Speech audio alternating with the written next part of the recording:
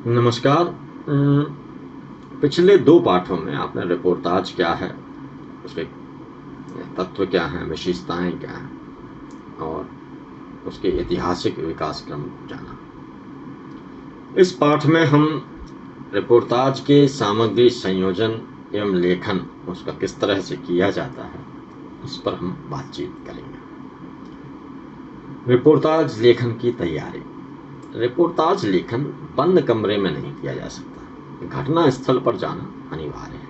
इसलिए समाचार पत्र के संवाददाता या रिपोर्टर होने पर संपादक द्वारा निर्देश किए जाने या मुक्त लेखन फ्रीलांसर होने पर स्वयं स्थान या घटना स्थल पर जाने की व्यवस्था अनिवार्यतः करनी होती है। जाने से पूर्व आपको यह भी निर्णय करना होता है कि क्या आपको घटना स्थल के संबंध में आरंभिक जानकारी है, क्या वहां पहुंचकर आपको किन किन लोगों से मिलकर तथ्य संकलन करना है, क्या उस घटना या स्थल के संबंध में पत्रों में प्रकाशित समाचार या अन्य संबंधित रिपोर्ट, पुस्तक या दस्तावेज पहले देखे हैं, क्या ऐसे व्यक्ति, अधिकारी या स्रोत की सूची आपके पास है जो घटना से संबंधित प्रामाणिक और उपयोगी जानकारी दे सकते हैं।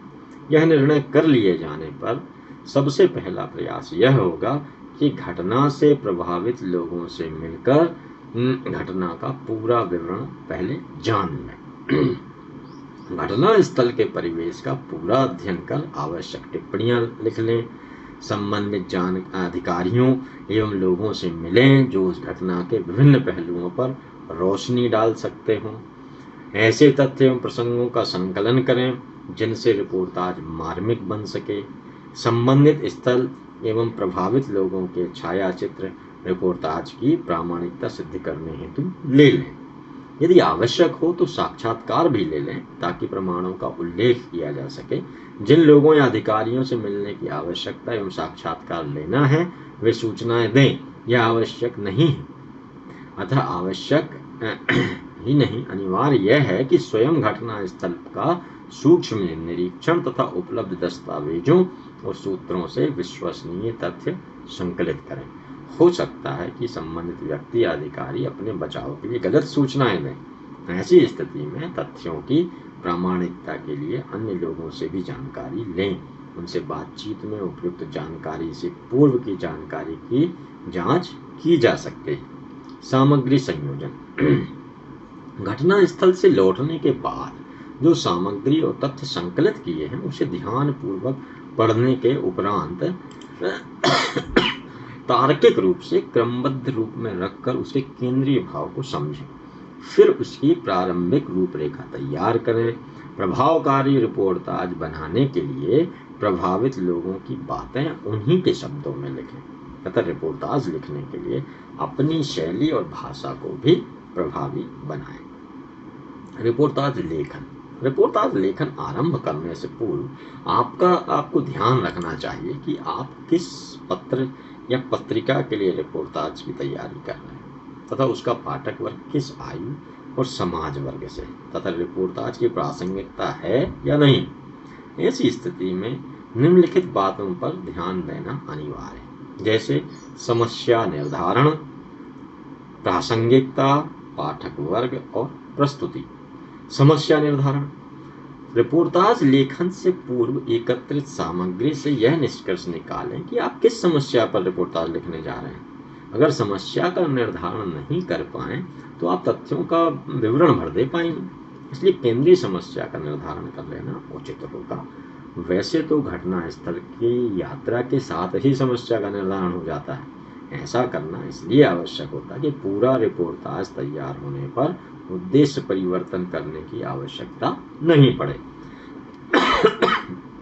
दूसरा है प्रासंगिकता। समस्या निर्धारण के साथ ही रिपोर्टाज लिखने की प्रासंगिकता भी निर्धारित हो जाती है कि आप किस ज्वलंत समस्या या प्रश्न की ओर पाठक का ध्यान आकर्षित करना चाहते हैं। इसलिए रिपोर्टाज की प्रासंगिकता पर ध्यान केंद्रित करने की तथा उसकी समसामयिकता पर भी ध्यान केंद्रित करने की अनिवार्यता पालन करनी है। सामान्य रूप से व्यक्ति या पाठक जिन समस्याओं से जूझ रहे हैं उस संबंध में ही घटित किसी घटना की प्रासंगिकता और समसामयिकता इसलिए सिद्ध होती है कि पाठक इसमें रुचि रखेंगे। पाठक वर्ग, सभी पाठक रिपोर्टाज में रुचि लेंगे यह आवश्यक नहीं, सबकी अपनी अपनी रुचियां होती हैं। सामान्यतः पाठकों की रुचि का अध्ययन किए बिना रिपोर्टाज लिखने का श्रम व्यर्थ होता है। पत्र या पत्रिका का पाठक वर्ग लगभग निश्चित होता है। फिर पत्र पत्रिका के साथ उससे जुड़े हुए आयु वर्ग, लिंग भेद को भी ध्यान में रखने की आवश्यकता है। तभी रिपोर्टाज का विषय निर्धारण पाठकों के आधार पर करना होता है। मुक्त रिपोर्टाज या फ्रीलांसर के लिए पाठक वर्ग और पत्रिका के चयन पर ध्यान देना बहुत ही आवश्यक है। प्रस्तुति कैसे करें? रिपोर्टाज लेखन से पूर्व उसका आकार और पत्र पत्रिका के पाठक वर्ग के निर्धारण किए जाने के उपरांत उसकी प्रस्तुति का कलात्मक होना अनिवार्य है। इसके लिए निम्नलिखित पर ध्यान देना आवश्यक है। आरंभ किस तरह से हो, मध्य भाग, समापन, शीर्षक, भाषा शैली। रिपोर्टाज का आरंभ करने के लिए उसकी अंतः वस्तु और लेखक की शैली का निर्धारण आवश्यक है। सामान्य रूप से रिपोर्टाज के लिए यात्रा की अनिवार्यता है, तो यात्रा आरंभ यात्रा प्रसंग से ही होना उपयुक्त है।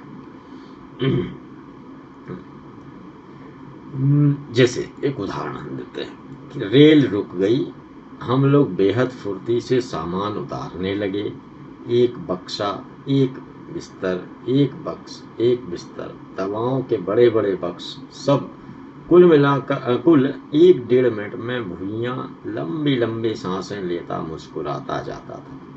वह अपनी सभी उच्चारण की अंग्रेजी में कहने लगा, सब उतार लिया मगर गाड़ी अभी तक खड़ी है। जसवंत अभी तक अदद गिन रहा था। उसने एक एक ही सिर उठाकर कहा, अरे हाँ, गाड़ी तो अभी तक खड़ी है। इस तरह का आरंभ। मध्य भाग। रिपोर्टाज को आगे बढ़ाना या विस्तार देना कम महत्वपूर्ण नहीं है। उत्तम आरंभ करके मध्य को भूल जाना निश्चित ही पाठक को भ्रम में डाल देगा। अतः मध्य भाग पर ध्यान दिया जाना भी उतना ही अनिवार्य है। सामग्री अधिक हो तो उसे उतना ही रखना आवश्यक जो रिपोर्टाज की आकार सीमा के लिए उपयुक्त है। मध्य भाग के लिए एक के बाद दूसरी घटना को प्रसंगों के आधार पर क्रमबद्ध रखना ही उचित होगा। उसके लिए